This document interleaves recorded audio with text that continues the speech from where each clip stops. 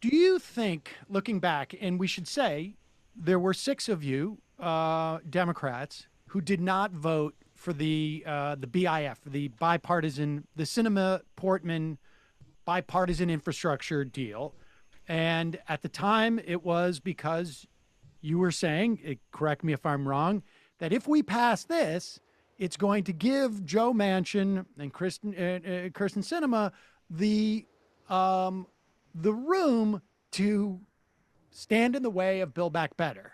And there were obviously members in the Democratic caucus who didn't agree. I imagine there was also some dissent within the Progressive caucus because Jayapal voted for it, and there was no whipping of the Progressive caucus to vote against it, is my assumption. I don't know. You would know better. But I mean, speak to. I mean, it would appear that your votes against that bill were the correct vote, at least in terms of maintaining some leverage. It appears so. I think, many of us would like to not be here today, having proven right. And, I will say that, in those conversations, many of us were very forceful in trying to tell our colleagues that if we did go down the path of submitting to the demands of Manchin without our own demands, that we will ultimately end up empty-handed. And, unfortunately, that's sort of where we are at the moment. Is there any understanding that you were proven right? Have you have your colleagues said to the six of you that we were wrong, you were right, and now Build Back Better may be dead because we caved on this? Emma, you must not spend a lot of time with politicians. I guess not. Right. Those are not words I think politicians are used to saying. I was wrong, you were right. Is something that a lot of my colleagues are not really comfortable with saying. But it is the unspoken truth in our caucus. But do you think that there were? I mean, is it the case? And I understand that you guys don't all like hang out at the commissary, and it's not high school, and you're not people aren't talking in gym class about what you thought about this, so you may not have. But is it not the case that for a lot of the members of Congress that the idea was, okay, yeah, we knew we were giving up our leverage, but we wanted to be able to say that we passed it. Like, in other words, it's one thing to say we didn't exercise our leverage on the senators. And it's another thing to say, like, we did our job, and that there is a sufficient number of people in Congress who think it was enough to say we did our job. And as if that's going to be in any way meaningful to a single voter out there. We did our very narrow job here.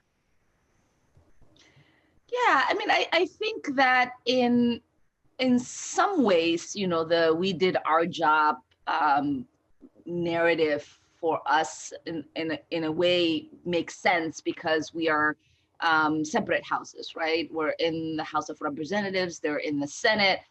We can only control what happens in our own house. So that you're right, Sam. Like, there's a lot of people who are comfortable with just singularly saying that.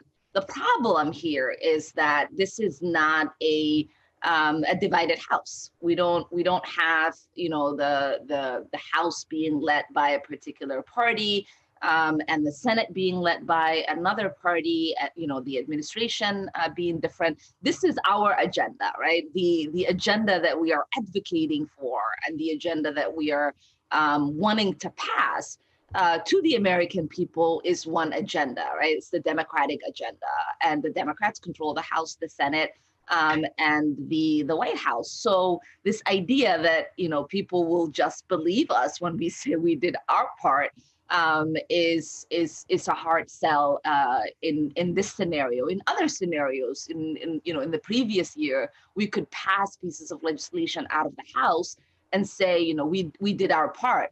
And I don't think that there was a lot of thought that went into thinking it through.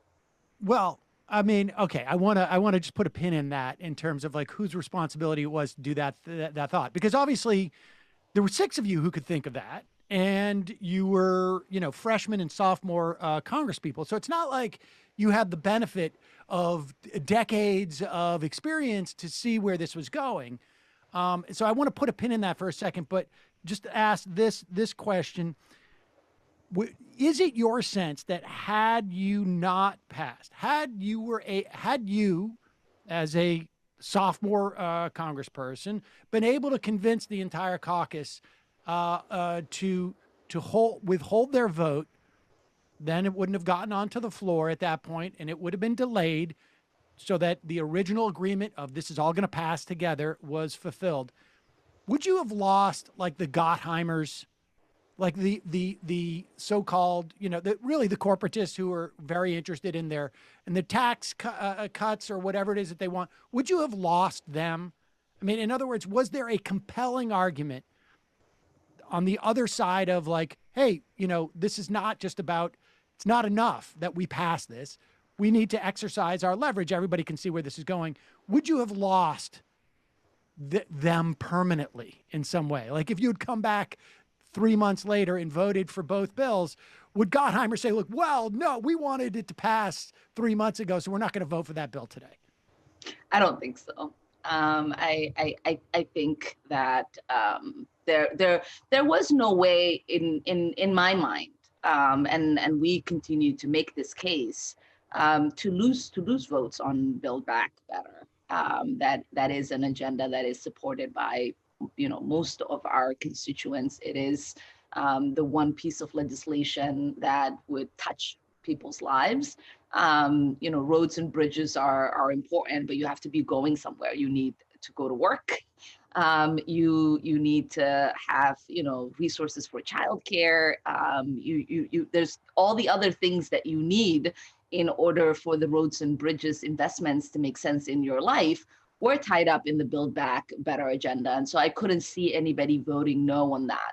But you have to, sort of look at the way in which the conversation was being shaped, right? Like there was a lot of people, and I would say naively, because we seem to not learn, that were saying, we need this win. This is what's going to be in the headlines. People are going to talk about it. Our constituents are going to be happy that we're working the president's agenda with the bipartisan infrastructure bill passing is just going to dominate the headlines. And we were like, we don't think so. That's not what's going to happen. Everybody's going to keep asking about what happened to the rest of the agenda, and that's where we are right now. Nobody's talking to us about the bipartisan infrastructure bill that passed. That win is something that the administration, ourselves, everybody wants to say there was a win, but nobody is interested in that win. Everybody is talking to us about the failure of not being able to get Build Back Better passed. And we would have avoided, I think, that the kind of tragedy that we're living through right now if we would have continued to have the hard conversations that were necessary in order for us to exercise our leverage. Is this just really a matter of just like sort of incompetence in leadership? I mean, look, like I think the point you're making that when we control both houses, that one would anticipate or expect that there's some type of coordination. That maybe Chuck Schumer would say, hey, I don't have these two. They're not on board yet. In fact, I had a secret document that I signed in July that suggested to me that, and so Nancy, you really shouldn't pass this yet, because if you do that, I lose my leverage. I mean, do you think does that conversation, is it possible that they don't have that awareness, or is it just that they think it will be sufficient to get? They thought that, like, if we pass this bipartisan highway bill, essentially, it's people are going to hail us as the second coming, and no one's going to even notice. I mean, what is it, incompetence, or is it that just they're not engaged in the agenda? I think the disinterest in the support that these pieces of legislation have with the public from Manchin and Sinema, I think is something that many people in Congress and probably in the administration underestimate. There is um, a lot of conversations that people have in Washington where the agenda is really driven by public sentiment, what the media is saying, what the pundits are pushing for, and you don't want the onslaught of negative headlines talking about your agenda and your unwillingness to get something done, and so most people are willing to do what they can to avoid that. And the fact that